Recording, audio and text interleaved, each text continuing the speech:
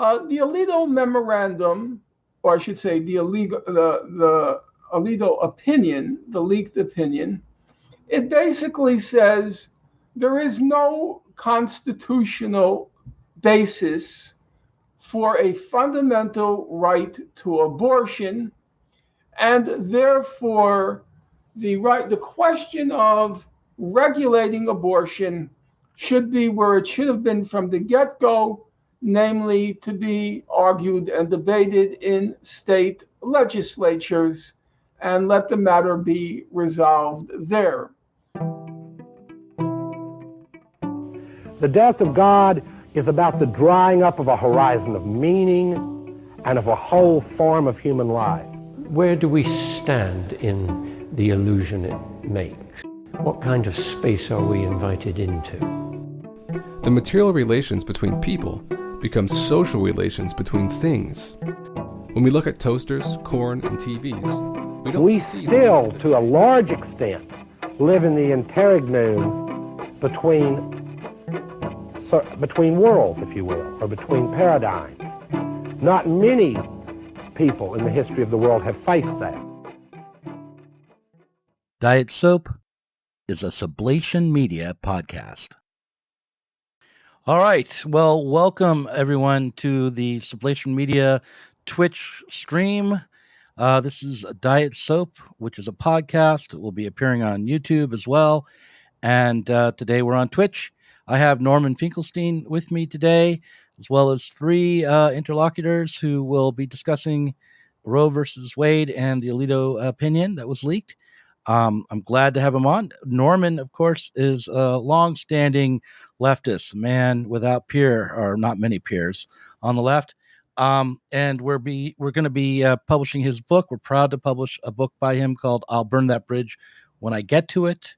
Earlier this month, May 4th, we published an excerpt from the book called, well, it's just on abortion, Roe, and the Alito opinion. And I have put a link to that in the chat. I'm actually putting the link to that in the chat right now. I would encourage everyone who's watching and all of the participants to check out Sublation Magazine and consider writing for us. We're open to a diverse array of opinion from the left. We're a leftist magazine, but the full spectrum of leftist opinion is welcome. And Norman, with that, I'm going to turn this over to you to lead the conversation on Alito, Roe versus Wade, abortion, and so on. So thank you all for showing up in the live stream today. Okay, well, thank you for having me. And I'm actually looking forward to this discussion because I invited three smart people to appear and also three younger people. So it's not my generation, the veterans of my generation who are dominating the discussion. Let me just briefly introduce the three. I should enter one caveat. I'm not much interested in whether you're left, right, or center. I'm much more interested in how you think and the quality of your thought. So I didn't invite any of these three people because they were avowed leftists. I invited them because of my confidence in their intelligence and their ability to articulate an argument. The first person on the screen, let's say on my screen, to my right is Kazi Sazid, who took my course this past semester on the Supreme Court and proved himself to be an intellectual force to reckon with. He made me work very hard, much harder than I normally do, because he wrote papers and cited all these cases, which I hadn't read or read so long ago that I forgot them. And I felt in order to give him the grade he earned or didn't earn, I had to sit down and start rereading all these Supreme Court cases. And he has just terrifying rhetorical power and logic as a lawyer and insight. So I had to beg and plead with him this afternoon. You got to be on the show. I'm not going to accept it that you won't be on. Then there is below me on the screen, there's Anna. Anna hails from Russia, or I don't know if from Russia or the Soviet Union, but I think Russia. And she grew up in Florida, and then deservedly attended the top schools in the country, Yale as an undergraduate, and then Yale Law School. And she's another formidable intellect. What I like most about her is uh, she doesn't defer to any guy. You want to beat me, if you want to prevail against me in an argument, it's not going to be man versus woman. It's going to be argument versus argument. And I like that. It reminds me of my late mother. And it reminds me of a high school acquaintance, the sister of our current majority leader, Chuck Schumer, his sister Fran, who was very sweet, very congenial. But when it came to an argument, uh, guy or not guy, you had to prove the superiority of your argument. So that's Anna. And then there's Justine Perrin, who I guess comes from France.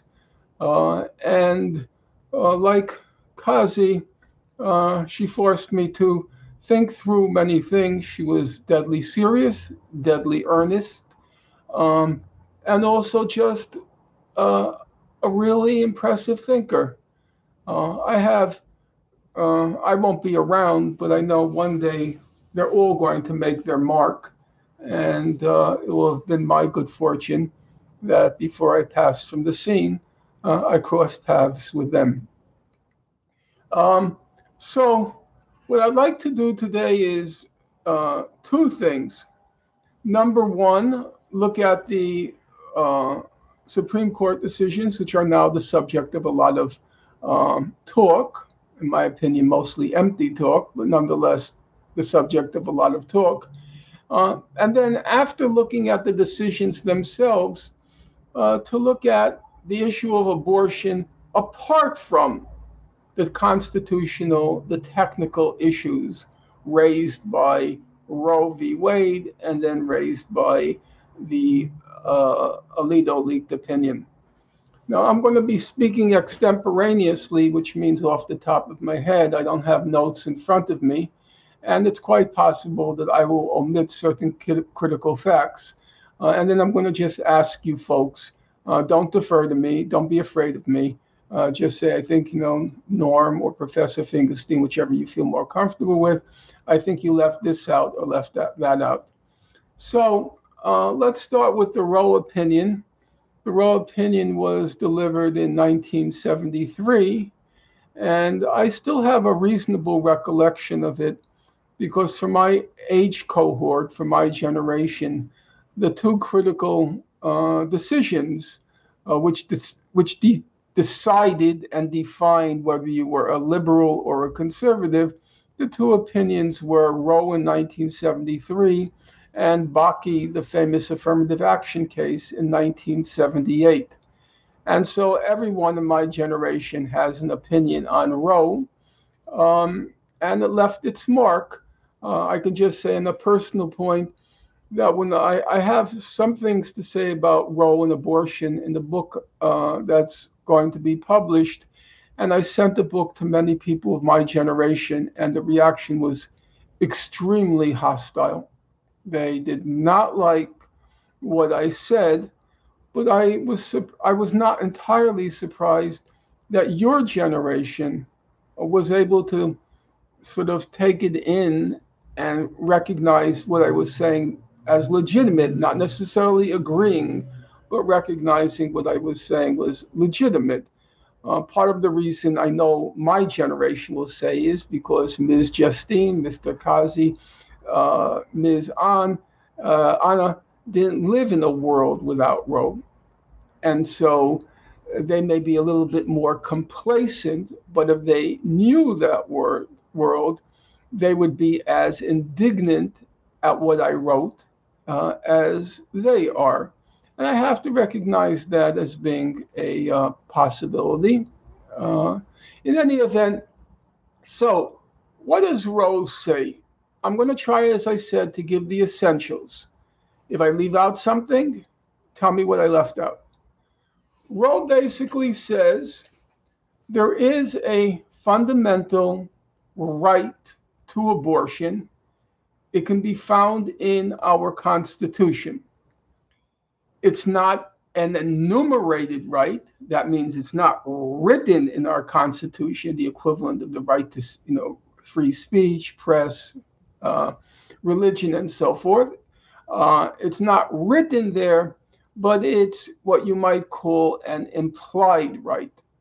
And they find that right, the court found that right, primarily, not entirely, but primarily in the 14th Amendment, the right to liberty. The 14th Amendment speaks to what's called the right to life, liberty, and property, and due process. If any of those three are being infringed on, if your right to life, your right to liberty, or your right to property are being infringed upon by the state, then the state has to justify any infringement, what's called a compelling state interest.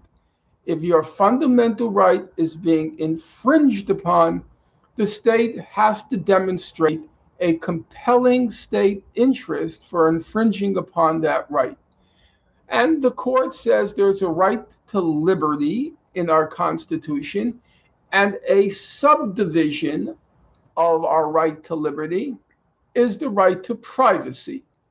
And the court says a woman has the right to abortion based on this right to privacy. However, the court says it's not that simple, because the right to privacy has to be balanced against what the court calls potential life.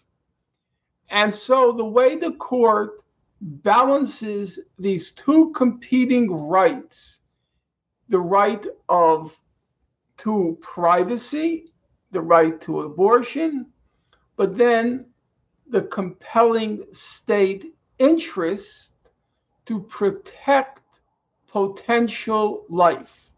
So those are the two interests that the court is trying to find the balance for.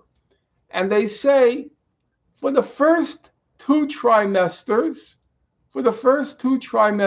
of the pregnancy, a woman has that right to privacy.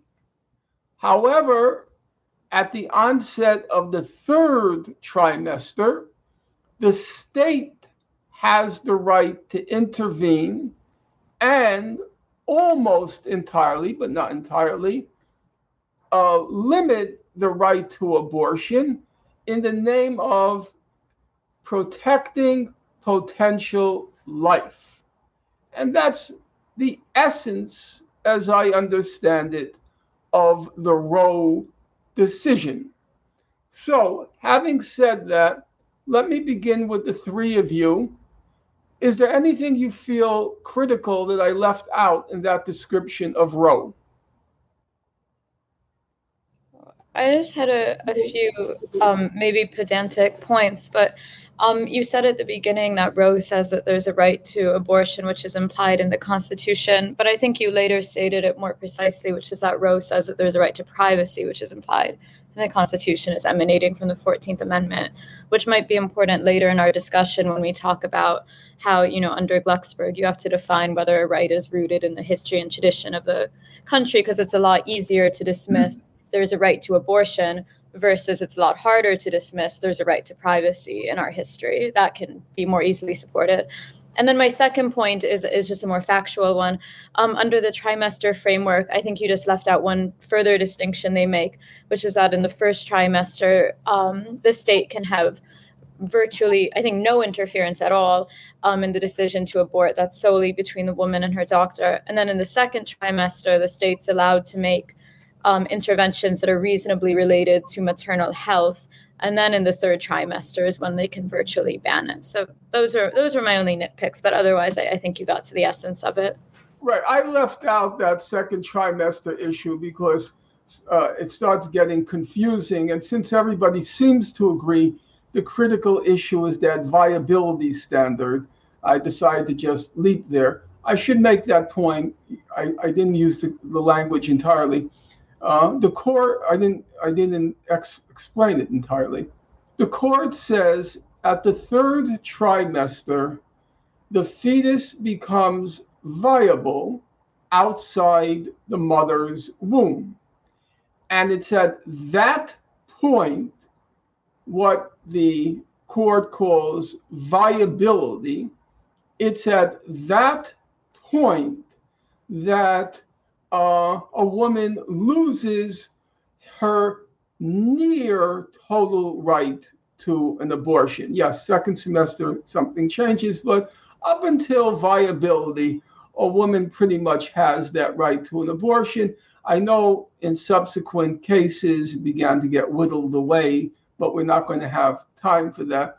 Ms. Perrin, did I leave anything out in your opinion that you think would color the debate? I'm sorry, could you repeat the question? Is there anything I left out that, in your opinion, should be included so as to have a clear understanding of Roe? No, I think it was, no, you had everything. Okay, Mr. Kazi? No, I think you covered everything. There was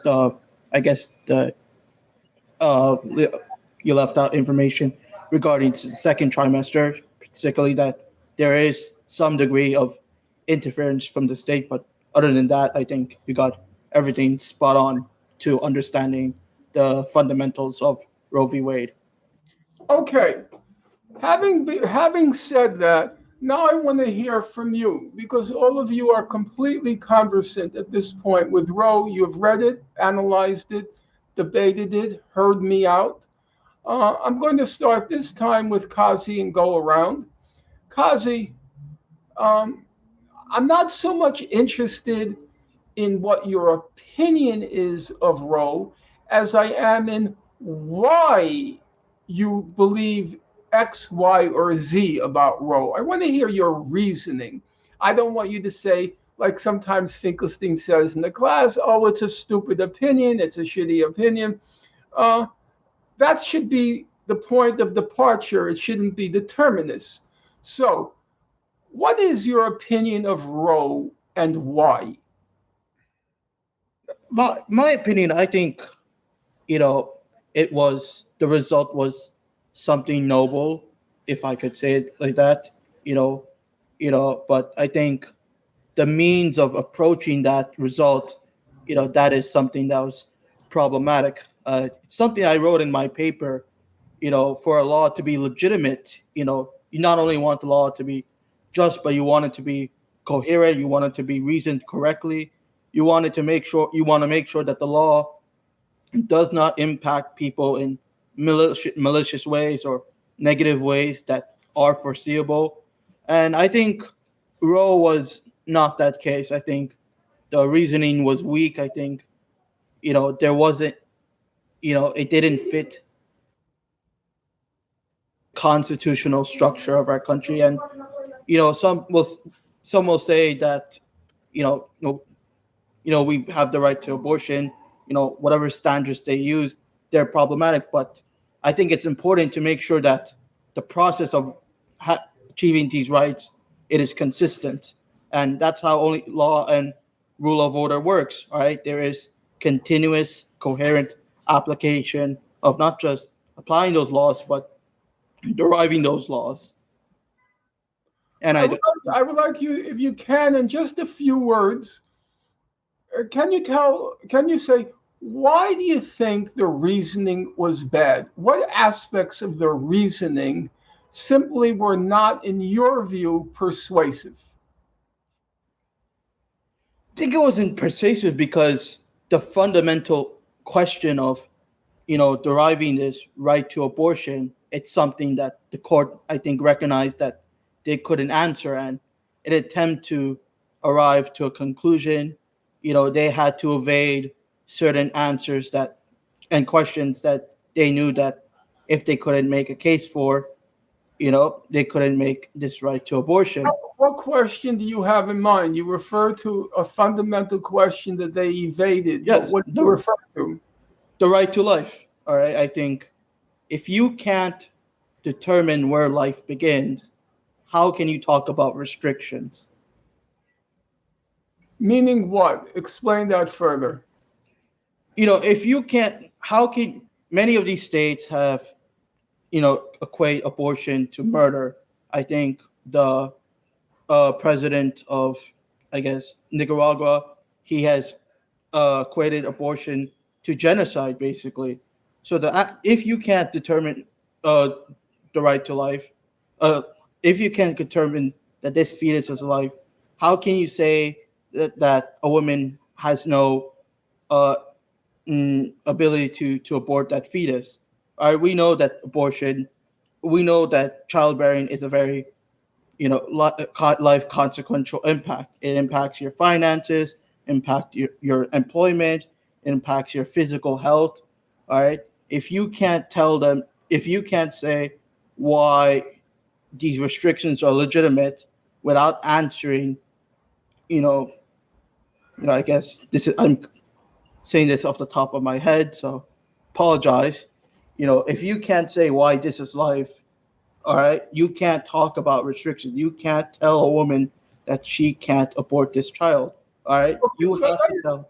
Let me try to elucidate in a succinct fashion the point that you're trying to make. The essence of Roe is it makes a determination. You have a right to privacy the first 2 trimesters.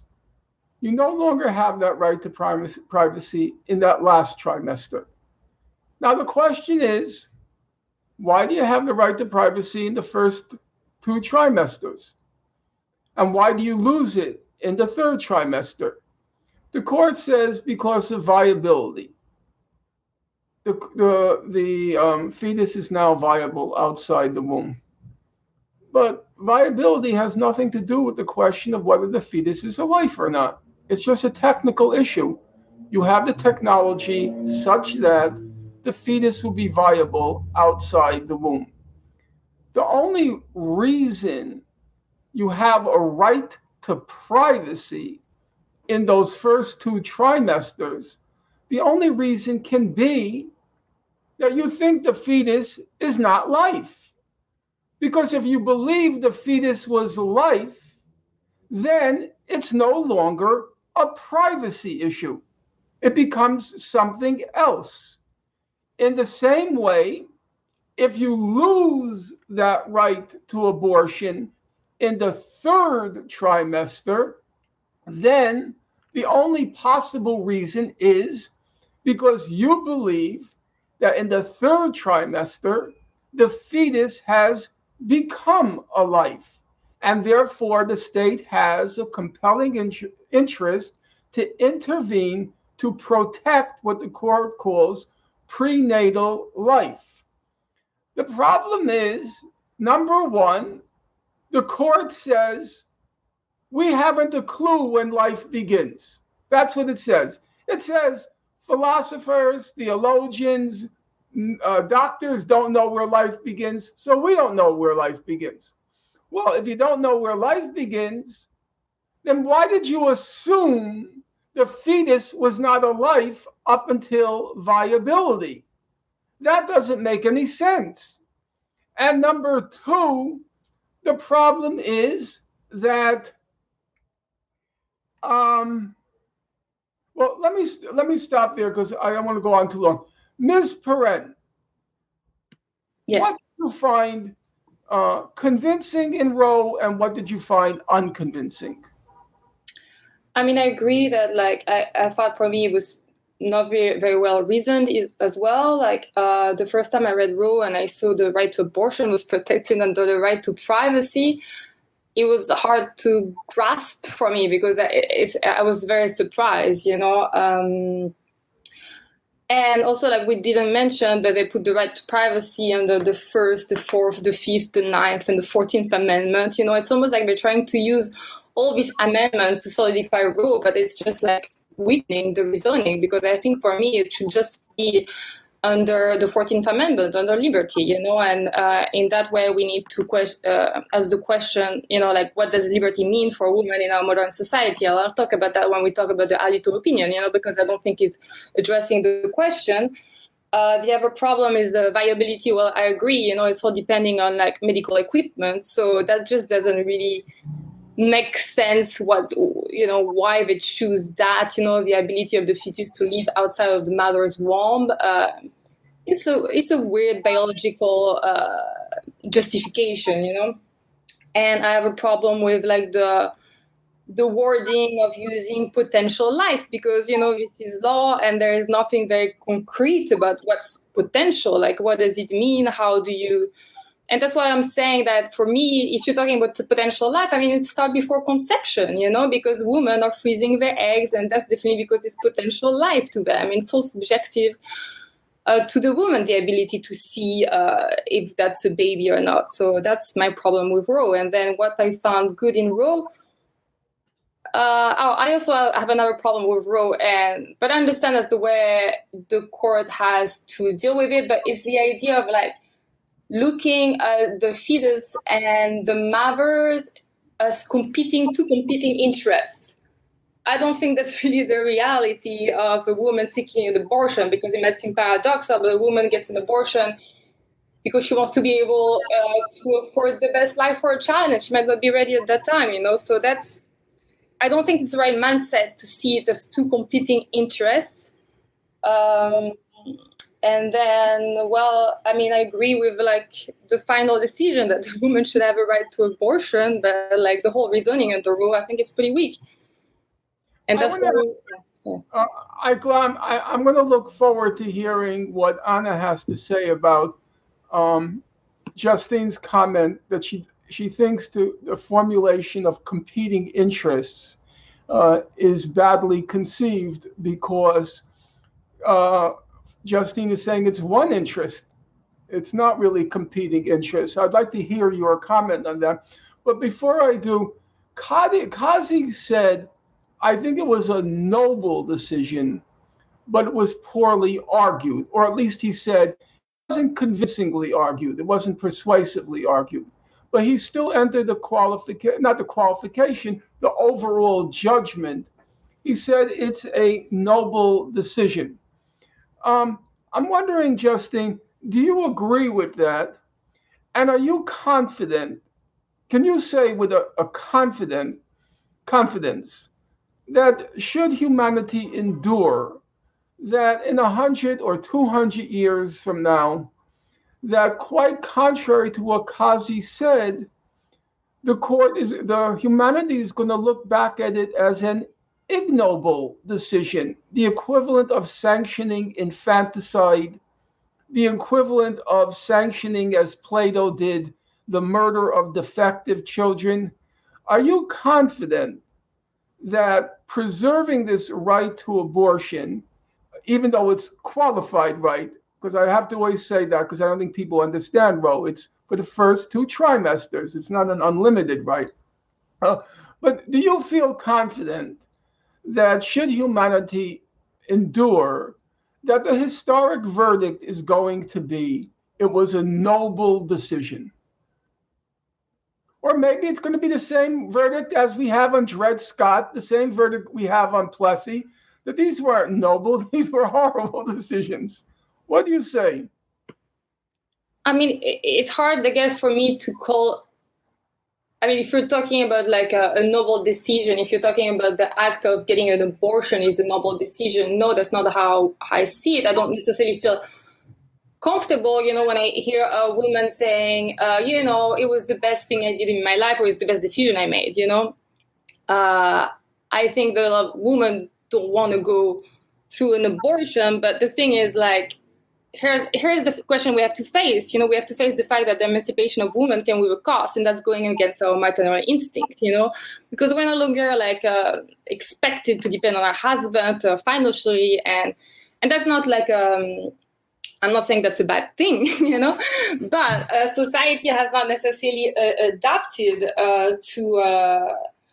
to the fact that we have to work, and the moment where the most fertile is in our 20s, which is also a very decisive moment about like what we're going to do with our life, which is why I think it's under like liberty.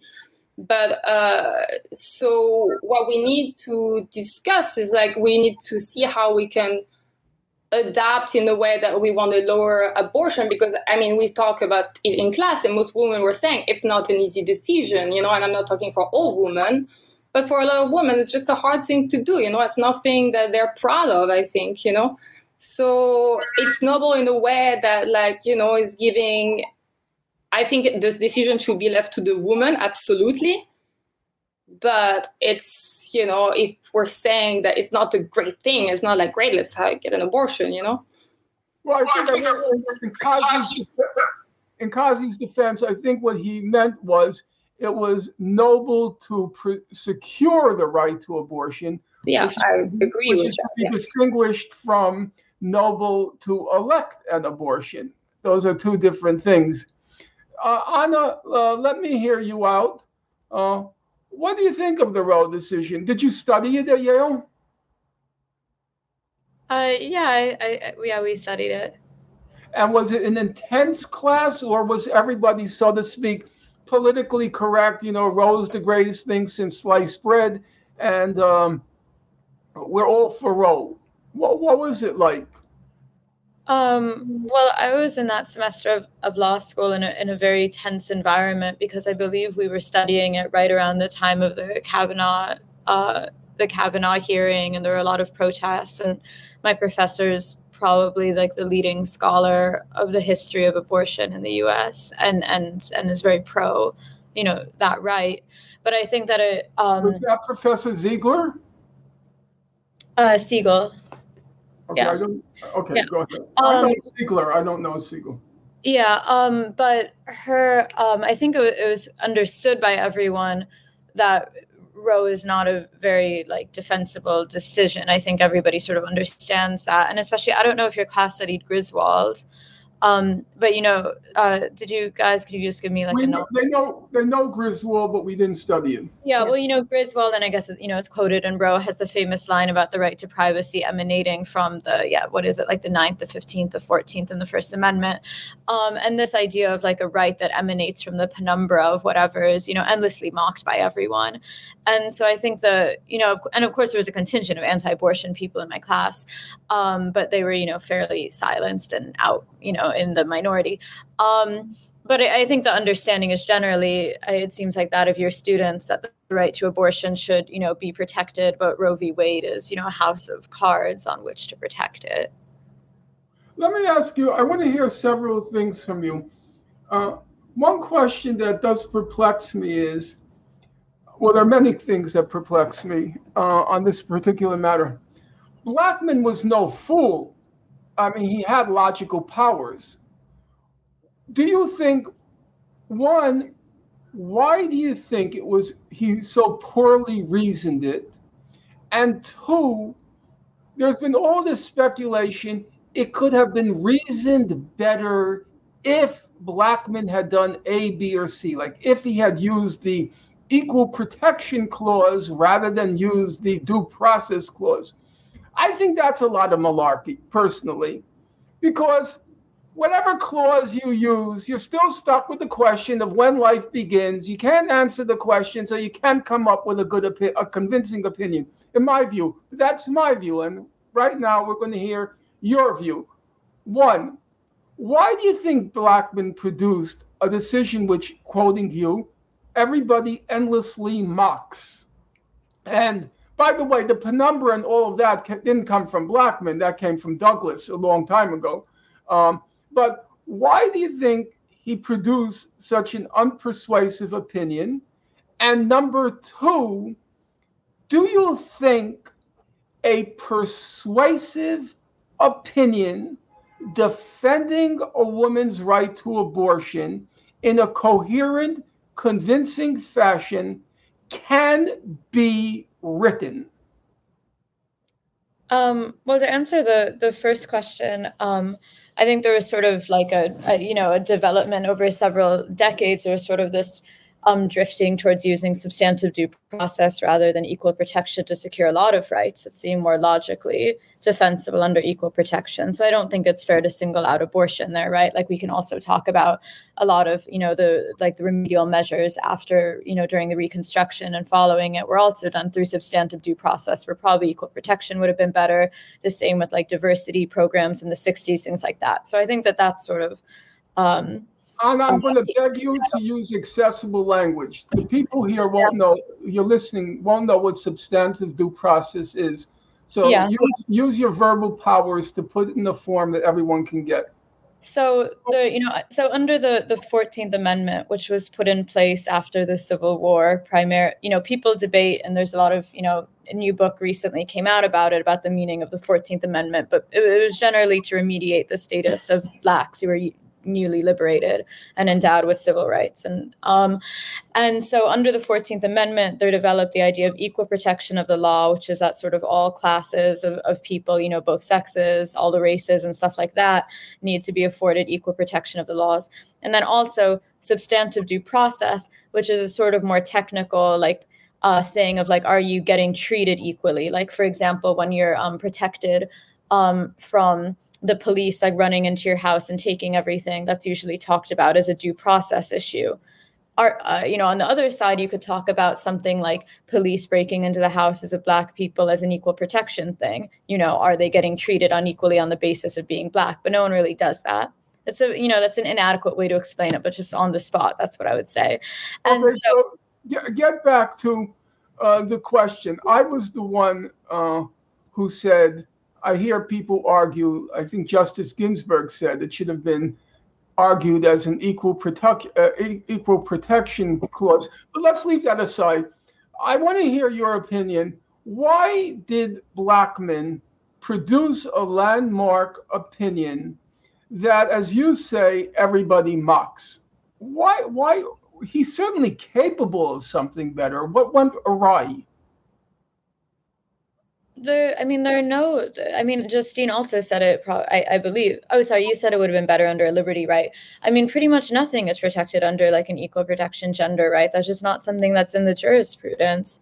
But I can't say, I don't want to speak historically for why Blackmun wrote this sort of decision. My guess would be that he was trying not to step on toes by saying anything too radical about gender, about reforming society or anything. This is coming out at the tail end of the feminist movement in the US. And it's obviously in part or in relation to the entry of women into the workforce and the development of the pill. That's obviously the historical context for it. And yet the opinion doesn't really talk about that at all. Instead, it talks about an extremely abstracted language that maybe was an attempt not to offend or to gain, political consensus on the court. And it did end up being a 7-2 decision. That would be my thought. But I think the more important point is that I think this is all sort of a lot of bullshit, this idea that if Roe had been better argued, anything would have been different. I think that there's debate about whether abortion was as polarized as it was before Roe, or whether it was sort of capitalized on by the Republican Party following Roe as a way to galvanize support, as the economy became worse for a lot of classes of Americans. But I think that they would have seized on Roe regardless of this airtight logic. And your average person who is against Roe has no idea what is in Roe. No one reads Supreme Court decisions. They're over 70 pages long. No one reads these. And so I think that it's a bunch of bullshit to say that if it had been argued, say, on equal protection grounds, then, conservative Christians would be defending Roe because of its airtight logic. I think the bigger problem is that arguably, 9 people in Washington, D.C., hailing from 3 law schools, I guess it was a little bit more diverse back then, should not be deciding. It wasn't. Yeah, I'll say, I think now it's something insane. But 8 out of 9, except for Amy Comey Barrett, it's all Harvard or Yale. Yeah, that's true. But I think it's the more important issue is that probably 9 people should not be. Many people think that 9 people should not be deciding issues that are as politically charged and linked to religion and social mores and stuff as the right to abortion. And that's why issues of health have traditionally been left to the states. Health and the family have both traditionally been left to the states. And when you look at the Alito opinion, which we'll get to, it's pretty much all this idea of leaving it to the political process. So I don't think a better argued opinion would have been the answer. I think no opinion at all would have been the answer. Okay, I want to return to that point because you just sort of dropped it at the very end. But I want to return to it. What for those of you who didn't know this, what Anna said at the very end is I think no opinion would have been better. I would still like to ask the question, even though you see, you have to look at, you have a polarized debate, but within a polarized debate, I kind of agree with what Kazi said. He said you still have an obligation to try to write something convincing, something logical, something reasonable, if you're going to decide on this question.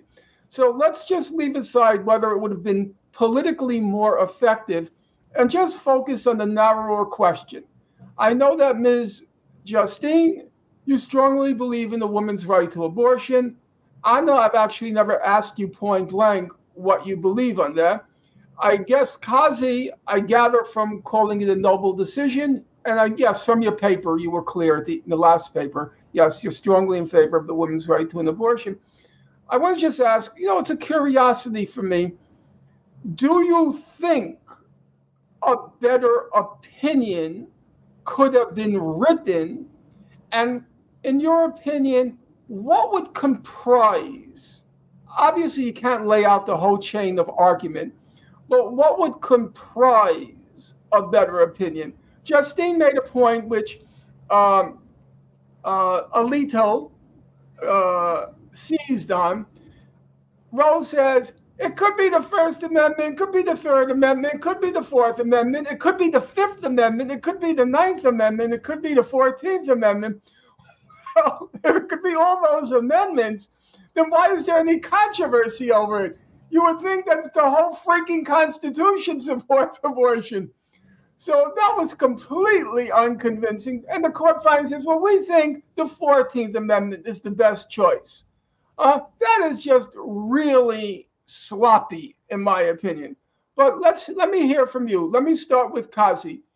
If you were sitting on the court and you had this strong conviction of a right to abortion, what are like the main things, the main thrust of your argument? What would it be?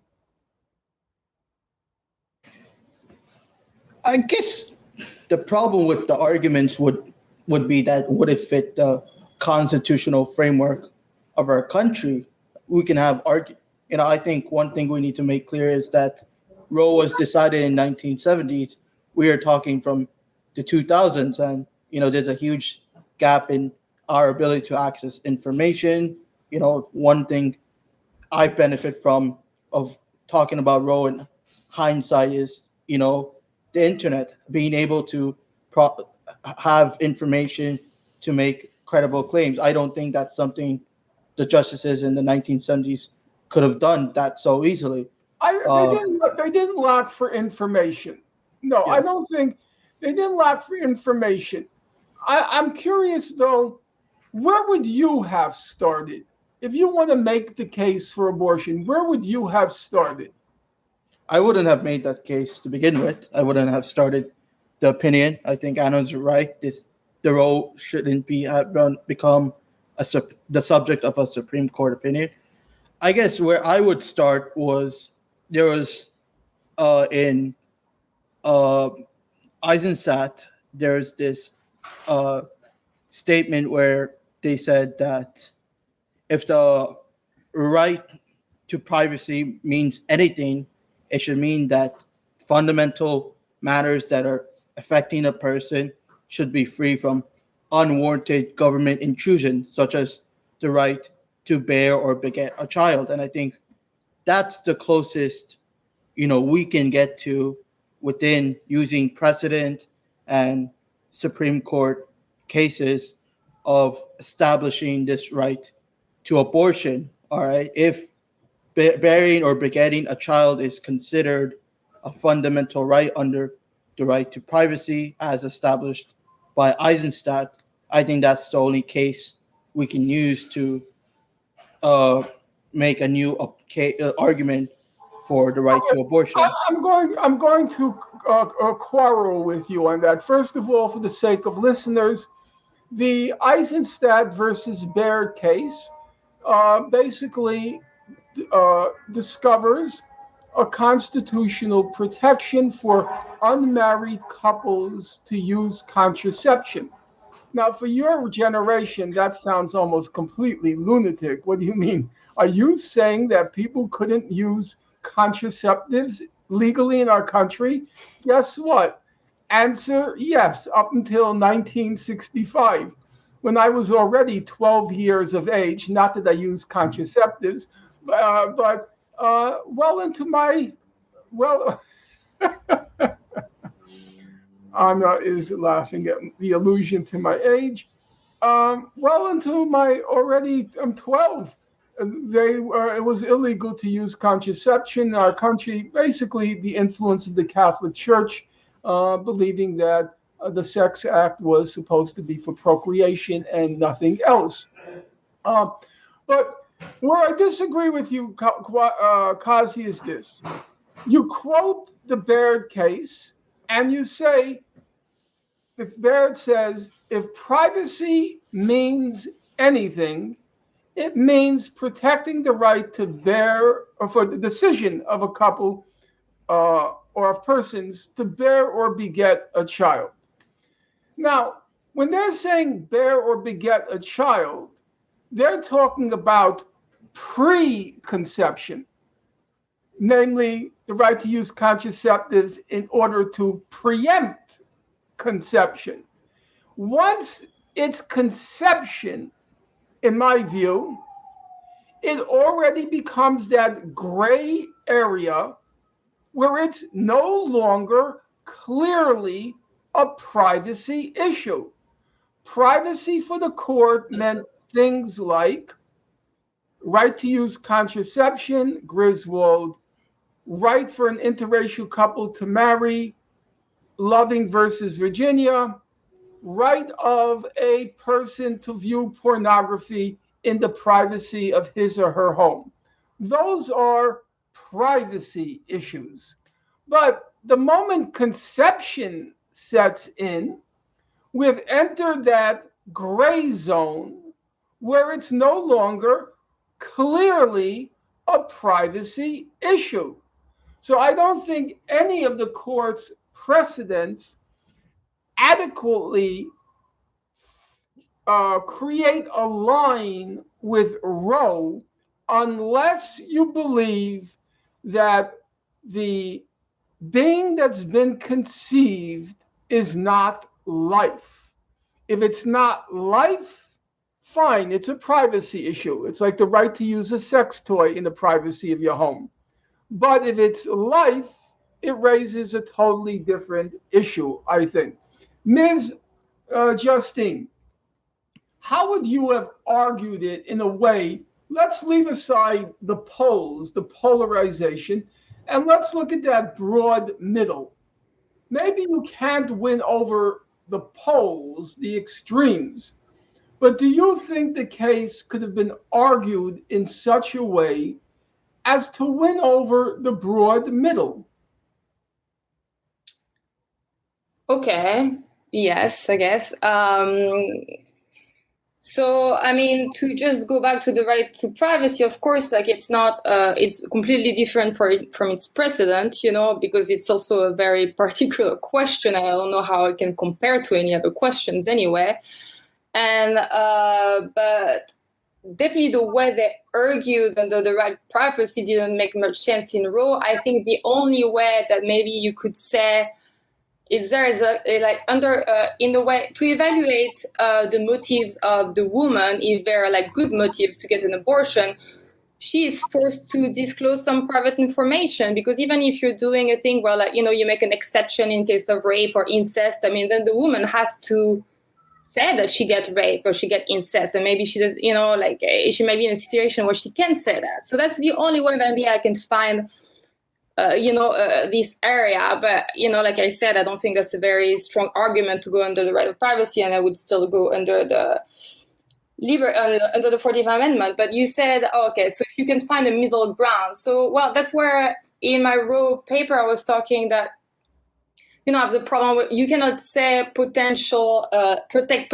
life, as convincing interest, because it's just not concrete. That doesn't make much, it's too broad. Like, what is a potential life? What's the potentiality of life? So how I call it is like the increasing value of the fetus, because, there is, people will value I'm thinking about like a fertility clinic, like people value an embryo more than they value the fetus, and you can freeze those two, normally you can freeze an embryo. I mean, there is, and if that's life, that, that you can go against that. But so, and I think there were like a case in San Francisco where like a federal jury, like, a clinic lost, there were like a tank issue, and the clinic lost a bunch of eggs and embryo, and they awarded like $1 million to each woman who lost egg, and like $7 million to a couple who lost an embryo. And so in that case, you can say that, yes, there is, a legitimate interest in saying that throughout, like chronologically,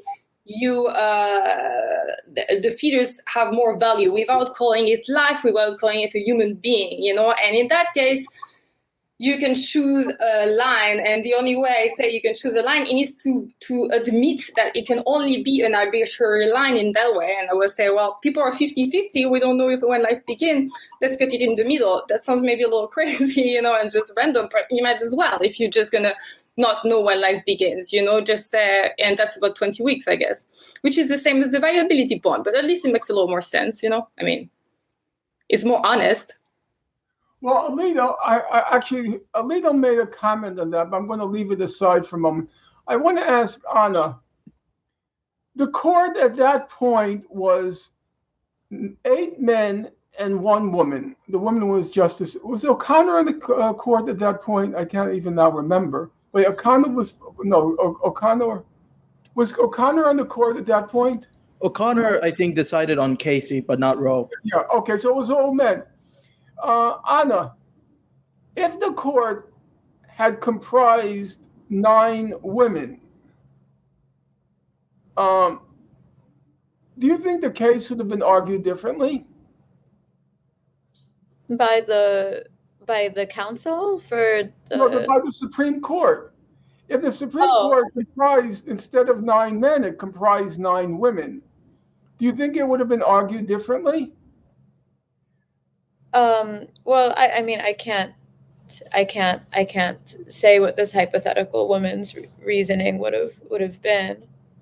The only thing that seems maybe obvious to me is like, that the idea that in the first trimester she decides in concert with her physician. As I understand it, by that point, most people didn't have like individual like physicians that they consulted with regularly, and maybe there's some small chance that like a woman jurist would have been more aware of that, but probably one of the means to become a Supreme Court justice would have had a private physician.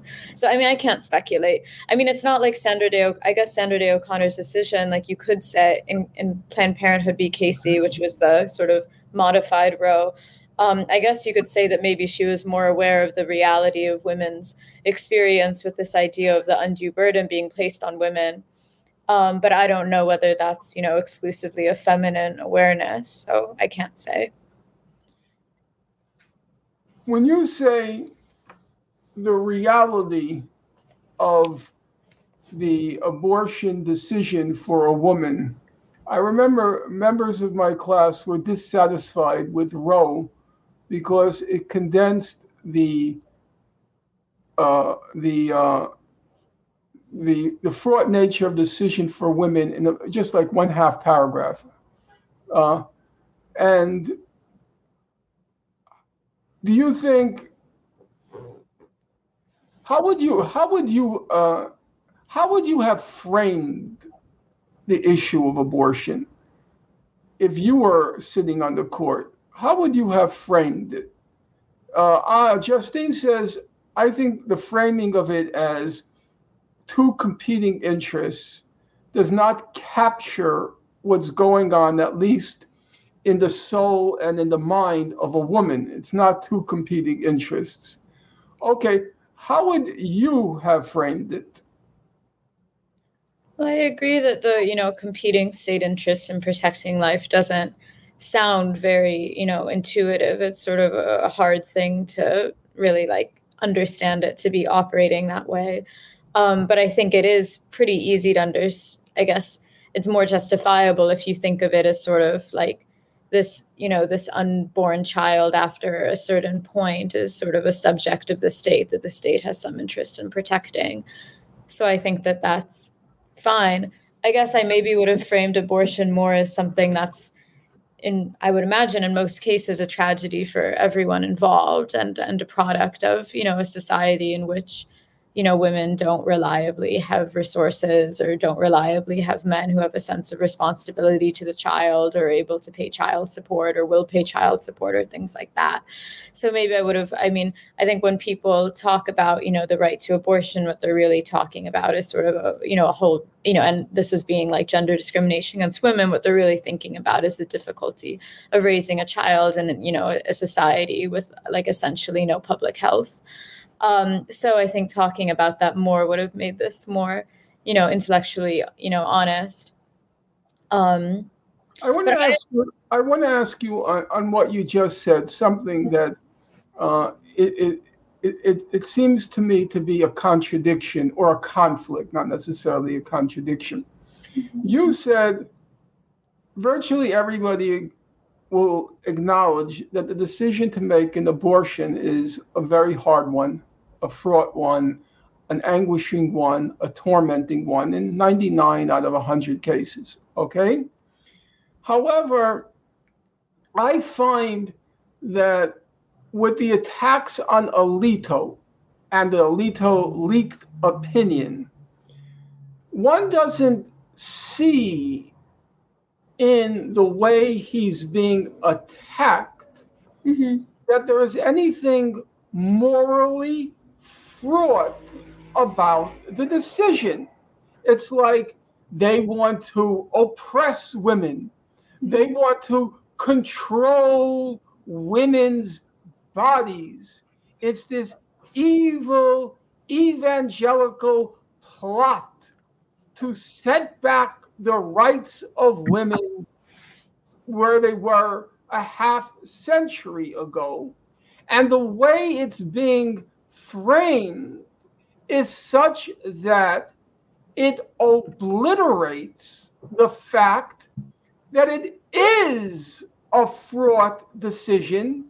99 out of 100 women experience it as a fraught decision.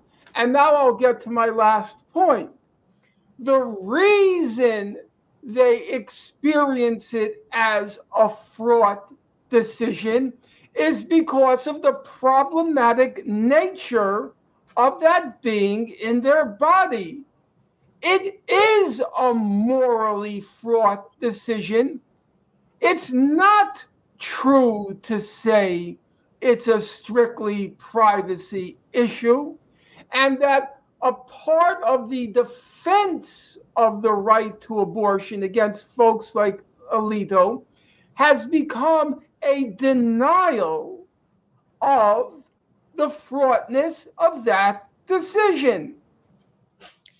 Yeah, I mean, as you talk about in your manuscript, in every protest movement, the most radical fringe tends to become the most vocal part of it.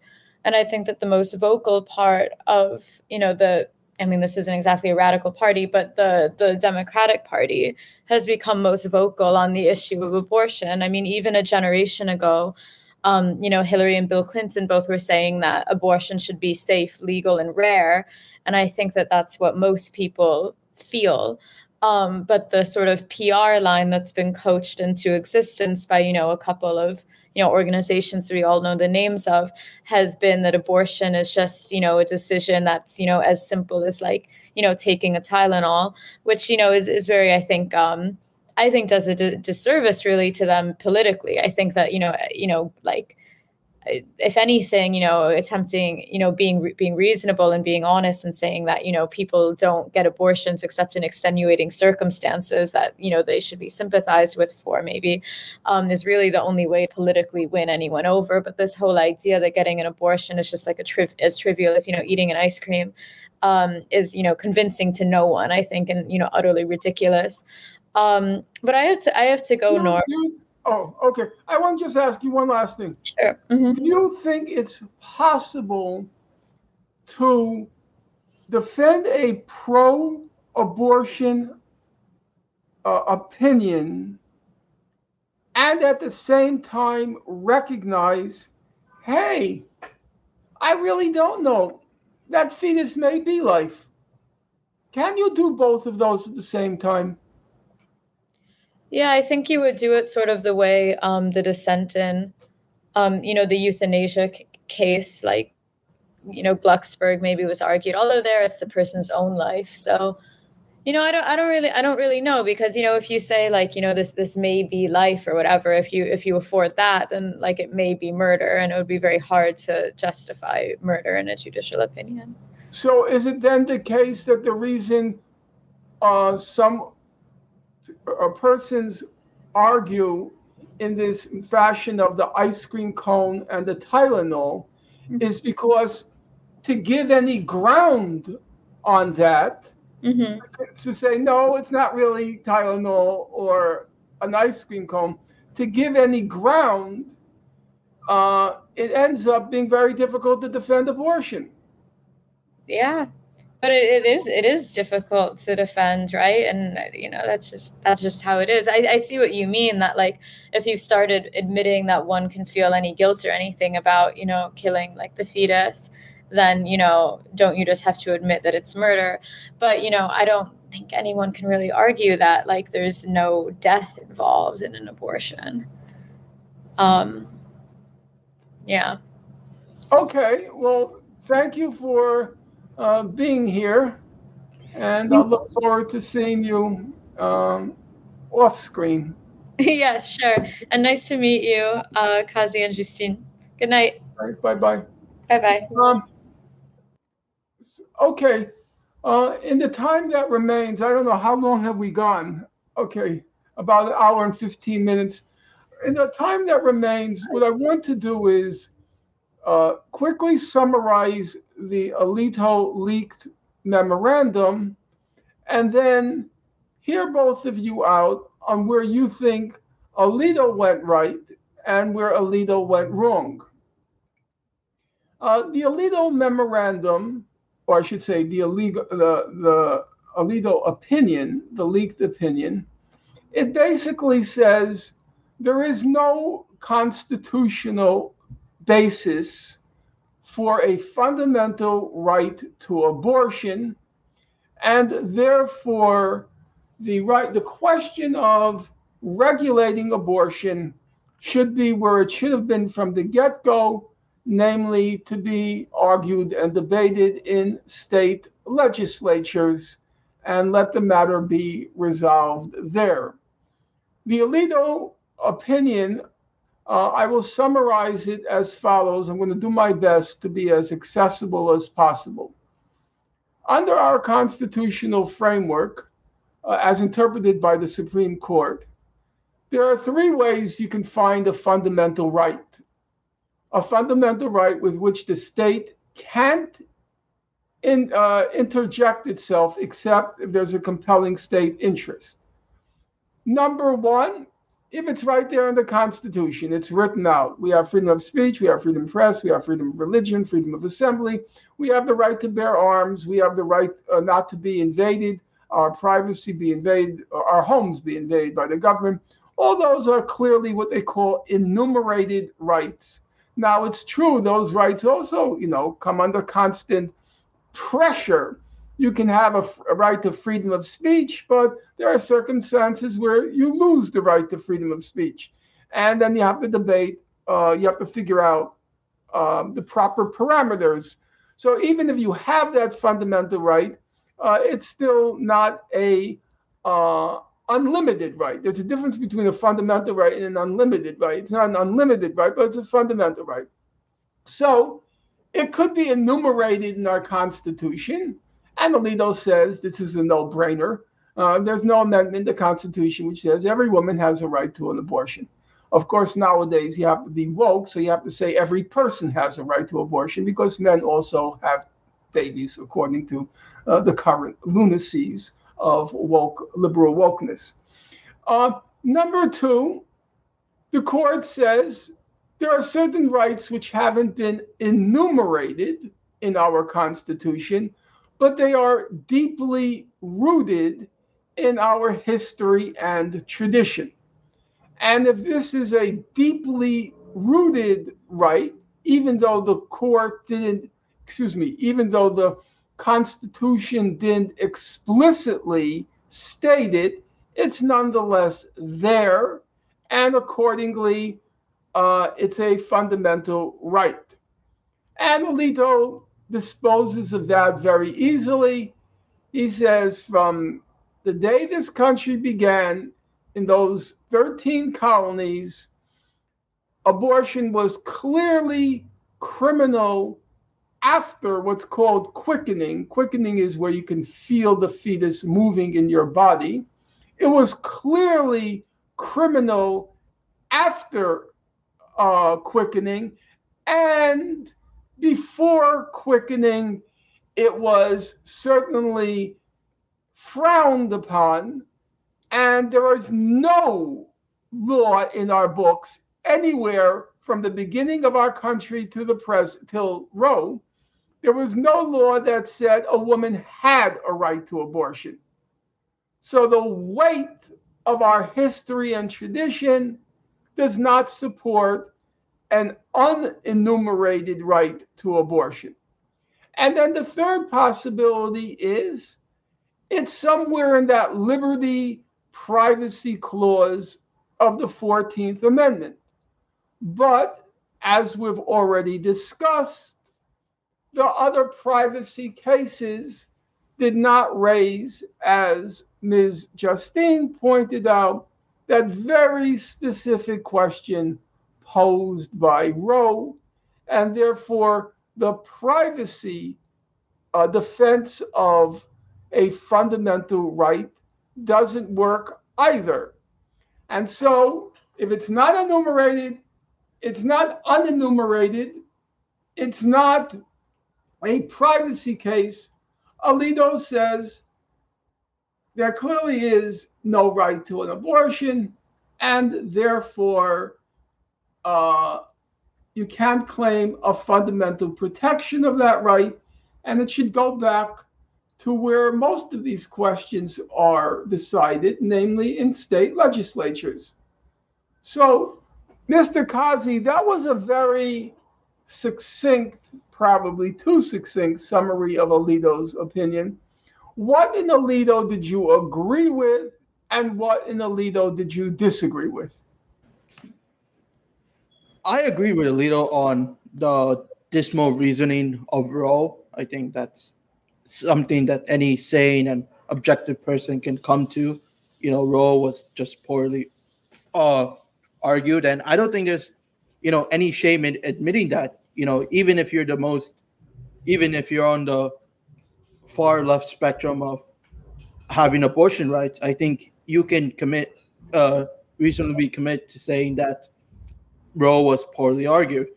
I think where he went wrong was, I guess, making repealing Roe outright and repealing Casey outright. Even though there isn't the judicial precedent to support Roe and Casey, I still think, in a way, the right to abortion could be preserved, albeit in a limited way. We're seeing John Roberts. He's trying his best to make sure that Roe is preserved in some way. There's a difference between saying Roe can be preserved some way, and then how? What do you find in the Constitution? Remember, that's the job of the Supreme Court. Is this constitutionally protected or not? Is this constitutionally legal or not?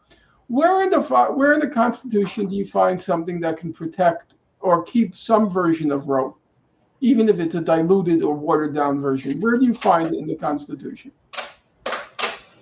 I would like to use the Ninth Amendment, but at the same time, I would admit that if I do use the Ninth Amendment, I have to say if this is protected by the Ninth Amendment, what isn't protected by the Ninth Amendment? Remember, I asked you to be accessible. Ninth Amendment, explain it. So, Ninth Amendment means that there are some rights that are not enumerated in the Constitution, but are given to the people. That is something that I guess Roe developed this case on, but the issue with that is that if you're saying this right is protected by the Ninth Amendment, you also have to identify rights that are not identified by the Ninth Amendment, and that becomes a whole tangle that no justice or lawyer wants to get into. What else did you find unconvincing in Alito? Because you wrote quite a lot that you found unconvincing in him. I thought, he said that Roe ushered in damaging consequences, but I don't know what's so damaging about Roe besides the poor judicial reasoning. I think repealing Roe outright would have even more damaging consequences, as we know, there are so many disparities in abortion law. Some states allow it very liberally. Mississippi is allowing up to 15 weeks, and Texas is allowing only up to 6 weeks. And, those disparities can cause a lot of issues, particularly for women who live in these states that have those very strict abortion statutes where there isn't enough time to not just know that you're pregnant, but also be able to procure that abortion. Ms. Justine, what did you find convincing and unconvincing in Alito? So, Alito, I agree that the right to abortion is not deeply rooted in the legal history of the United States. He spent 27 pages on that. So, we get the point. He's right on that. I also, like I said, I agree that the viability cutoff point was arbitrary. Definitely goes on that. He spent a lot of time going on the weakest argument in Roe and he says that in his introduction, even the defender of the abortion right are having a hard time, defending the reasoning in Roe. So, I agree on all of that, and also that the right to privacy is different from its precedent views, But, there's a few questions he needs to address, because basically, is accusing the court in Roe of lying when they said that abortion was never firmly established as a common law crime, or probably not, And instead of taking responsibility for that, which it probably should, as the court is they're lying. Let me tell you my own narrative of history, which is sure more convincing, but it needs to address the question, because it's a problem if the court can hide under the pretense of objectivity to just advance their own idea, and it just shows that all their interpretation are just, it's really their own belief. And so when we're saying you should have take responsibility by the fact that, because the court can just lie basically and not face any consequences. And so we need to say, what do we mean by deeply rooted in history and tradition? And, when do we start? In Roe, they start over 2,000 years ago. That's the scope.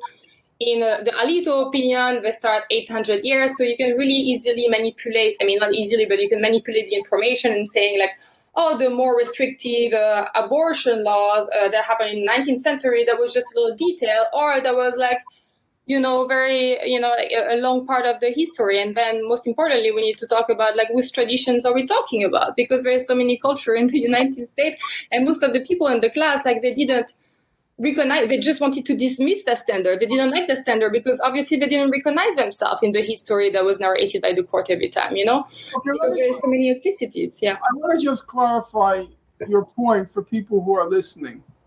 So as I mentioned earlier, one of the standards the court uses to determine whether a fundamental right exists is, even if it's not written into the Constitution, if it's deeply rooted in our history and tradition, it counts as a fundamental right. And Justine, she had two criticisms of that. First of all, she said, when you talk about our history and tradition, where does it begin? What period are we talking about? Roe, as Justine pointed out, Roe began with the Greco-Roman ancient history. And Alito, he begins basically with the 1600s. He begins with Blackstone, some well-known jurists and compilers of existing law. So the first question Justine asks is, when you talk about history and tradition, what period are you looking at? And the second question she asked, she put it in italics, she said, whose history and tradition? Because the United States is as they like to say, a nation of immigrants. People transport with their bodies, they bring their traditions and their histories. It's not as if they suddenly become Americans in their souls overnight. So Justine pointed out, I think justifiably, she said in our class, because our class was mostly immigrants and mostly minorities, they didn't see themselves as part of this history and tradition, which determines whether or not you have a fundamental right. But one thing you said, I would like more elaboration on. You said, quote, you said that Alito looked at all the weak points in Roe. And as you will note, and I think Kazi will confirm it, I had no preconceived agenda when I taught Roe. I don't have Anna, her training in law school. I just sat down and read it. That's how I teach. I sit down, I read it, and I am confident at this point in my life of my reasoning and logical abilities. I can understand this thing. And I think you will both confirm that when I taught it before the Alito memorandum, I basically said the same things as Alito. When I was reading Alito, I'm thinking, well, I did a good job teaching this decision, meaning Roe, because he made all the same points as me. So I am a little bit perplexed. What were the strong points in Roe that Alito missed? No, I'm being honest about it. I didn't see any. And that's what really frustrates me about this whole current hysteria. Now, I'm not saying the hysteria is unjustified. It would be, as you all said, a huge transformation in our society if that right is revoked, though there's a certain amount of hysteria there because nobody ever said to revoke the right. What they say is the states should decide the right, not the Supreme Court, which is something very different. It's not like they're saying it's unconstitutional for any state to have abortion laws, permitting abortion. That's not what he said. He said it should be thrown back to the states. But I still am a little perplexed as to what were the strong points in Roe, because I'm reading a lot of the commentary. And a lot of the commentary is I read in liberal journals. I don't really read conservative ones. I am not proud of that fact, but I'm just saying it's a factual matter. And they're all talking as if Roe was some great decision, and how dare Alito challenge its content, its substance, its reasoning. And I'm thinking to myself, guys, either you didn't read Roe, or you're so blinded by your fervor that you don't see that Roe is not a great decision. It's not even a good decision. And as Ms. Perrin pointed out, neither was Brown a great decision or a good decision. To use Kazi's word, it may have been a noble decision, but it was not convincing decision. So to end this, I'm just curious, well, because we should end because people have very short attention spans, and we've gone for an hour and a half. So I know we're going past. Everyone's going to start, surfing the web probably after 10 minutes. But to end it, I am curious. You both believe in the right to an abortion. What did Alito leave out in Roe? I didn't think he left out anything significant. What did he leave out? I can talk.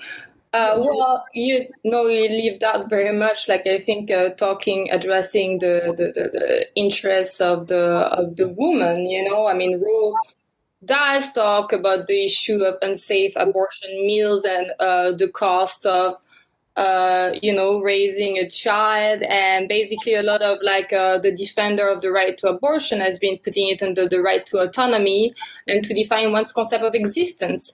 And Alito dismisses that into 2 lines, and he says that, well, if we're gonna take it under that right, well, that's gonna then we're gonna also allow for prostitution and illicit drugs. And I don't think that's very convincing, especially if you're going to dismiss the right to privacy on the ground that it's not. It's a very different issue. Then why should we fear that this right will allow for the legalization of prostitution and illicit drugs? And that's. Let me just clarify, because I'm not sure if everyone is going to follow your point, because I haven't read in class. What Justine is saying is Alito, he dismisses a woman's right to autonomy. He said at the most general level, if you say a woman has the right to autonomy, that it's a fundamental right, he says then if you grant that, you're going to have to grant a person's right to prostitution, a person's right to take illegal drugs on the assumption of bodily autonomy. And now Justine makes a very good point. She says, if we have to distinguish between abortion on the one side and contraception, interracial marriage, and pornography on the other side, if those are separate issues, abortion is something different than contraception, miscegenation, and pornography.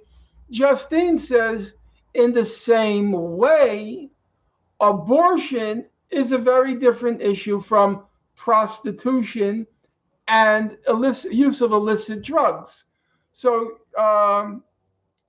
basically what Justine says, if you want to believe in the first argument, which she accepts, that abortion has a very unique status as a rights issue, then dragging in prostitution and illicit drug taking, because that's also bodily autonomy, she said, no, that's not legitimate either. I thought that was a very good point. Mr. Kazi, I'll give you the last word, not because you're a man, but because Justine went first. I want you to, speak honestly, objectively. I recognize people's rights to be very upset. I recognize that. But I think you can be very upset. You can be very angry. But I still believe you have an obligation to explain, to reason your anger and indignation. In your opinion, what did Alito leave out? The way I read it, I didn't think he really left out anything. Going back, I think, I'll reiterate as many times as I could. I think his criticisms of Roe and Casey was legitimate and correct. I guess, the questions, I guess he was not I guess he understood that he and his justices, as well as the institution, was not in a position to support or maintain the right of abortion. I guess, in doing so, the only choice he had was to give it to the states. Not that I agree with it, but we have to understand that if they're going to make a case to maintain the right of abortion, which I strongly favor, they need to find something in the Constitution, in the precedents, to make this a legitimate claim. And I think they realized that they couldn't do that, and the best option they could do was to leave it up to the states. I guess something I wanted to mention was, are people being too idealistic with the Supreme Court of maintaining this right to abortion? Are there other means, and I guess not, are there other means of responding to the restrictions of right to abortion? Or can we increase federal programs that help those mothers who are put in a position where they might have to take an abortion? Something else I wanted to talk about was, this protection of life. A lot of the protection of life happens before or during the fetus. After the fetus is born, lots of states are very negligent. I mean, just look at Sandy Hook. How can you say you're protecting life, but you allow these madmen to have guns and massacre all these children that you intend to protect on the premise of potential life? There's also the case of child hunger. Are you protecting that potential life if you're not? Okay, I want to ask one last question. Doug, can I ask one last question? Yeah, I didn't mean to add myself to the stream there for a moment. Then took me way too long to realize I'd done so. Go ahead. I want to ask you, a number of women in the class who I strongly respect, they said, I don't want to have to convince a majority of my fundamental right to an abortion. That is my personal right. And I don't want to have to, I'm paraphrasing, I don't want to have to go through the trouble of trying to convince a majority, which would be the case in states, if it gets thrown back to the states. I don't want to have to go through that trouble of having to convince the majority that that's my right. I want it to be constitutionally protected, regardless of what the majority might feel, which is what the essence of a fundamental right is. Regardless of majority opinion, this is my right. I want to ask Justine and Kazi, do you believe that if you are committed to a woman's right to an abortion, that you have to go through the often protracted and exhausting process of trying to convince a majority, or should that right be bestowed regardless of the majority? What's your opinion on that, Ms. Justine?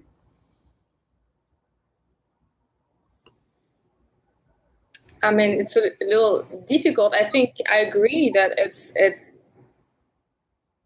I mean, I feel like almost like the question of like the meaning of liberty it's a capacious term, like Alito says, and that's because it's left to the people to convince. But the court can interpret it any other ways, and the court is designed to somehow protect. It's not a democratic institution. It's designed to protect the minorities against the democratic majority, right? So, well, let's leave aside that aspect. Yeah. If you support a right of a woman to an abortion. Yeah. Do you feel you get that right automatically, or you have to win that right in the democratic process? as Justice Roberts said in the gay marriage case. You have to win that right in the democratic process. Do you get that right regardless of the majority says? Or do you have to do what we have to do with virtually everything in our society? We have to campaign, we have to organize, we have to do 10,000 things in order to achieve certain rights. Remember that in our own country, who were the abolitionists who opposed slavery? Abolitionists were people who were trying to convince the majority of the wrongness of slavery. They gave speeches, they organized, they had to persuade and convince. And why is it that that same principle ought not to apply to the right to an abortion? Yes, you can have that right when you've won it in the battle called the democratic process. What do you feel? No, I don't think so, because I mean, it's just because it's different from gay marriage in that case, you know. You're talking about turning the practice into a crime, you know, so that's a different question. And also the saddest part of like leaving it up to the state is that it become like this political war between Democrat and Republican, and that's how we start hearing, and then we skipping the question, like women are not able to say, well, actually, you know, it's not necessarily an easy decision because that goes against their political party. So I don't really think it should be left to the democratic process, personally. Okay, I want to make one distinction that she made, which is an important one. One of the points Roberts, in his dissent in the gay marriage case, he said, if we don't grant the right to gay marriage, no couple is being criminalized. It's not like they can't live together, they can't cohabit together, they can't do everything together. They just don't get benefits. But what Ms. Perrin just said is that's different than abortion, because if the state denies the right to abortion, then abortion can be criminalized in a way that gay people losing the right to marriage would not be criminalized. And I think, as always, as Ms. Perrin and Mr. Kazi, they make important distinctions, which I frankly admit I missed. So, Mr. Kazi, last word. I'm going to put it in the hard form, the way I kept doing it in the class, because I am a Democrat with a small d. And I believe in the democratic principle because I don't like elites deciding what's best for me. An elite of 9, an elite of 100, or as the famous, an elite of 1%. I don't like them deciding what's best for me. So I want to ask you, Mr. Kazi, you're committed to a right of a woman to an abortion, fine. But don't you think if it's not in any possible way to be found in the Constitution, you just can't find it there? I don't care if 10 million woke people want to throttle me now. I say it can't be found there. And that's why Blackmun tied himself into 1,000 knots, because it can't be found there. If it could be found there, Harry Blackmun was a very bright man. He would have found it. It's not there. So don't you think that just like trying to end slavery, it has to be done through the democratic process, unless you agree with John Brown, take up arms and start, killing the slave owners. That's a possibility. I'm not going to deny it. But if you don't agree with John Brown, and you believe that it has to be won through oration, organization, and so forth, then why shouldn't it be thrown back to the states? Yes, you're going to say many women are going to suffer in the interim. I know you're going to say that. Well, guess what? Many slaves were slaves in the interim. How about that? Talk about suffering. Well, Many women were slaves in the interim, but the abolitionists felt the democratic process was you have to convince and persuade. So what's wrong with saying, let's do what we say we believe in? let's practice democracy. Well, I would say to begin with, we didn't go to civil war and we're not going to go to a civil war to establish over abortion that we did with slavery. That's the first thing. The first, in regards to making a state issue, if you achieve this through the state, it certainly makes it a legitimate right. But I guess the question is, if should you allow a state that is, so entrenched with certain ideals, should that be an excuse to, advance certain systems that propagate inequity? For example, let's take civil rights. There are a bunch of states that voted against the Civil Rights Act. All right, the only reason it passed was because it was the federal government was able to vote on it. All right, I think there's a risk of making every issue a state issue because not every state has the same traditions, same history, same culture, and making an issue. But Kazi, I know I have to go, but Kazi, I just have a real problem with that. It's like we shouldn't give states power, but that's just another way of saying we shouldn't give people power, because that's what you're saying. You say other states have these, antiquated, obsolete, retrograde traditions. True enough. But you're not really talking about states. You have to be honest, Kazi. You're talking about people.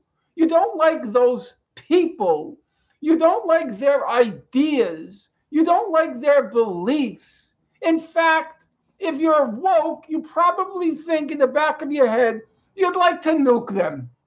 You'd like to just wish they just disappear.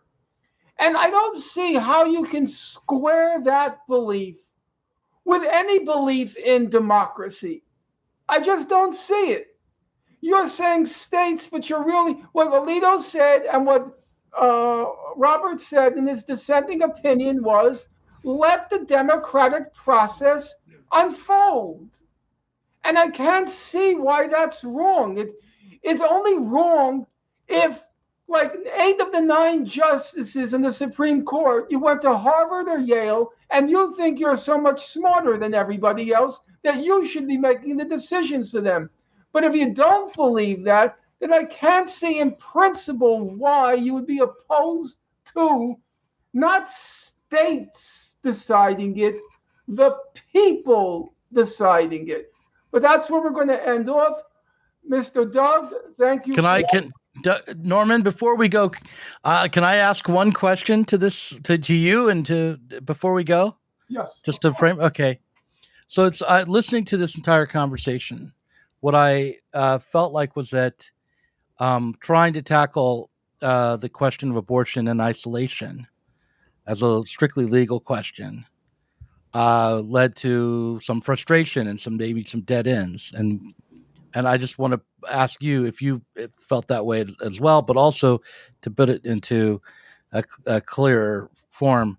It seems to me like we might think about how the Clintons said that abortions should be safe and available, but rare, and think about what kind of conditions would have to pertain in society for most women to find themselves in that position of needing an abortion very rarely. I totally agree with that. So that what's being missed is the need to change people's overall conditions. And you could also say, like, the history of different states and the way in which constitutions in different states are formulated, and the way people live in different states are also like there's an uneven development, an uneven access to resources in these different states, and uneven democratic process in these different states. So when you talk about democracy across different states, you're not really talking about one thing. And so as a socialist, that's why I would want to see changes happen on other levels than just the legal level. Look, you're totally right. And Kazi in his paper, he talked about that.